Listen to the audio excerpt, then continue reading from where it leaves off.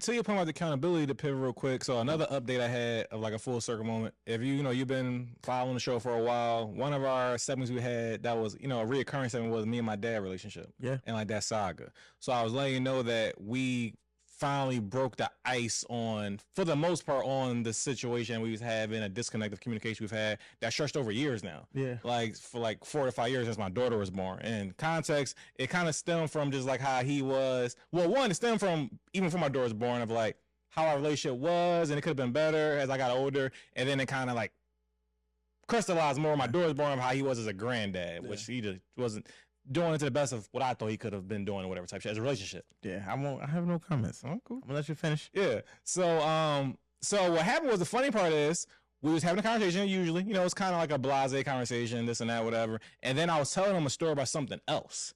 And then I said, oh yeah, like, cause the honeymoon, blah, blah, blah, blah, blah. And I realized I never told my dad I got married. So when this nigga talking about his dad being a grandpa, this nigga not even being a good son. As a reaction, reflection, but cool, whatever. So again, and it wasn't like a thing of like, haha, nigga, that's what deflecting right there in real time. Deflecting in real time. You said as a reaction. No, you said as a reaction, like you said. Yeah, that's how relationship has unfolded. Yeah, but we got back. Yeah, so but it wasn't like a nigga. By the way, I got married. Like I literally just said it in passing, whatever. And like as if he should know. Kinda, yeah, like, but cause it's been months now, so it wasn't really my mind type shit. You did post it on the gram though, so it's like sure.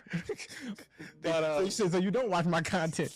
You don't keep up with me at all, Dad. Not even at a distance. He couldn't, for $1 million, he couldn't tell you none of the podcasts I've been on, none of the albums I made. Like that's all, don't make it go backwards. You got a podcast? Dead ass. Like he like, no, we all talking today. Like, what y'all be talking about? Yo, ass, like, that was a stranger asked me at the hotel. Like my father. But no, so I said in panic, he was genuinely taken aback, which caught me off guard. Yeah. Cause he can be even killed like me, whatever type shit, whatever. So anyway, fast forward, he kind of took offense to that in a sense, not like in a crazy way, whatever. But I can tell he took offense to it. So he kind of started going on. But no, I'm not saying I'm mad. I'm just saying I kind of appreciate to know about stuff like that. He was just talking, and the whole time he was talking, I was thinking about something that we had a conversation about this months ago, whatever. And he was like, "Q, that was your moment to have a conversation. That was your time. And you kind of missed it from that situation, or past conversation." And I was like, is this the moment? Is this the time? Cause I was like, I wasn't prepared to have a conversation. Yeah. The shot, you didn't think the shot was coming your way. Yeah, at all.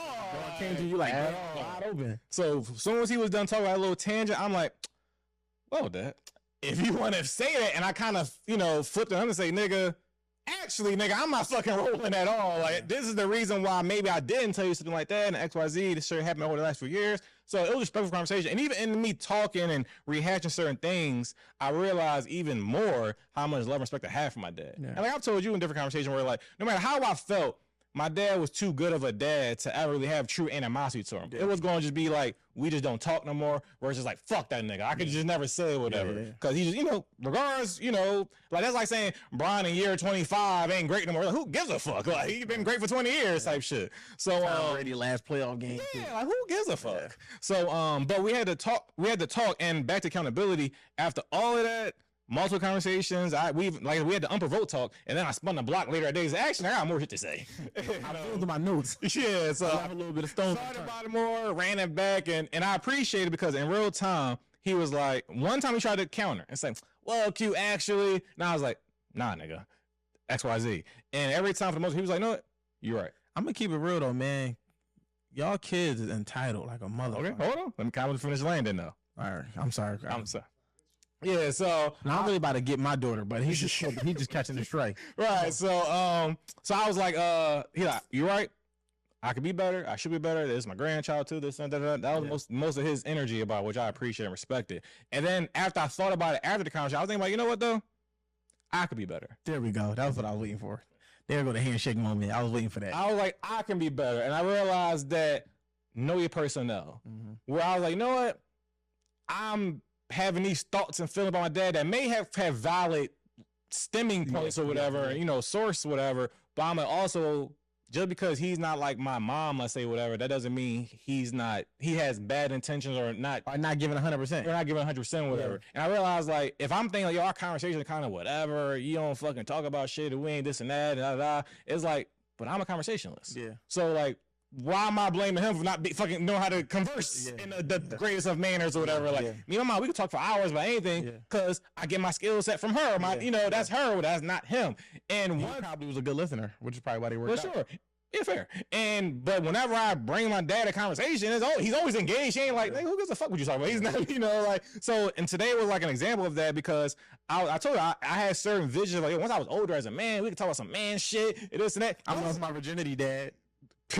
And I'm married. No. I got money now, niggas. Let's talk about some money shit on some man like shit like that or whatever.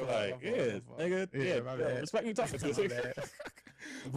Two things can be true at once. but it dawned where it's like, that's why it was search out when telling, Dad, me and my man had this cologne shit going on, whatever, this and that opened up an hour-long conversation about like, oh shit, you got that too. I got this, and that was it. Maybe you basically piqued his interest, basically.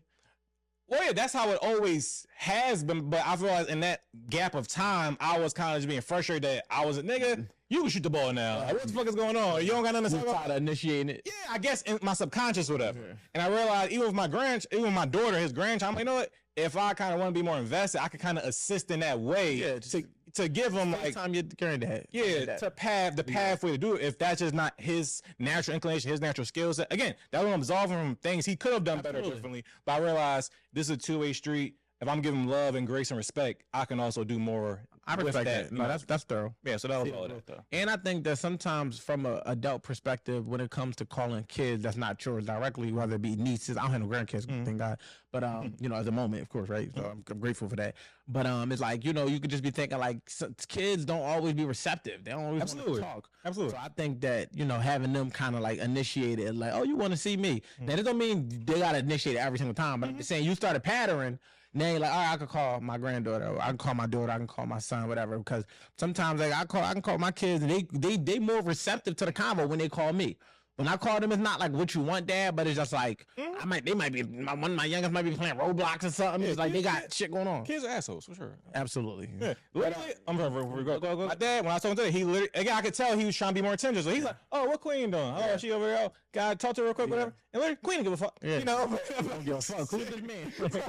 Pop. Yeah, but also I feel we'll build from there. And it was like, all right, how about I come down there for the weekend? Shit like exactly. And that's how you build that rapport. Absolutely. Because plenty of other people she love talking to fucking about nothing for 30 minutes. Like even fucking nigga. Like is that Wolf? Exactly. So that Mr. Wolf? That's all just rapport and shit like that. But kids, let's go. No, so I was just gonna say kids in general, you know what I'm saying? But it does stem from being a father.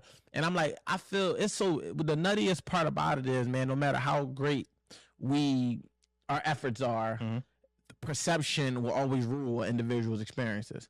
And being a dad, and co-parenting, especially when you co-parenting when the waters might have got muddy, essentially, right? So it's like if you already got somebody planting seeds of, separation into your child's mind. Oh, your dad don't love you. Your dad don't care about you. As men, we got to combat that. And that's a fight within itself. But then when they get older, you got to understand the residue that's left from that. So now they subtly looking for ways for you to fall short to kind of, because mom have to be right. She was right. Mom have to be right because it's mom, right? Who don't take their mom word as law until you get older and start deciphering and being able to say, my mom be talking some BS, but it don't happen until you realize it about yourself, that it might not be accurate. So not many people go back and assess the things that were said about their father to be able to weed out what was seeds of separation versus what was actually just like things that you could pick up on. You know what I mean? So for me, I say that to say just like, no matter how many sacrifices we make as men, no matter how much we devote our time and our energy and our efforts to trying to be as present and as good as fathers as we can,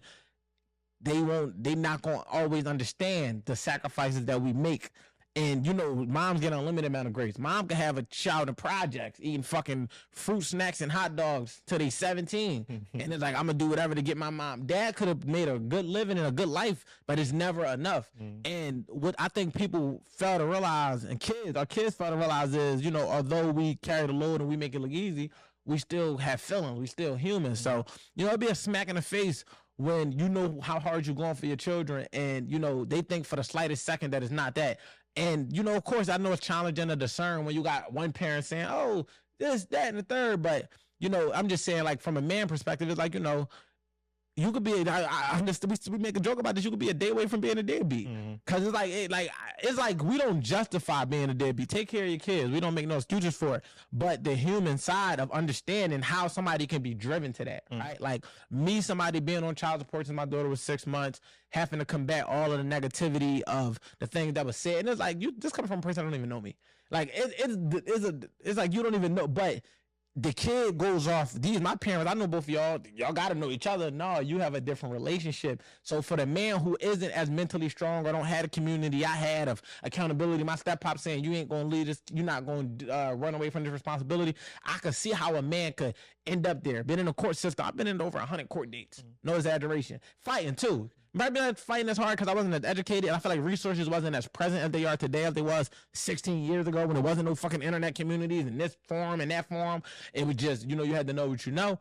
But, ultimately I see how men could be like, I can't do it no more. Now, do that mean you do that? No.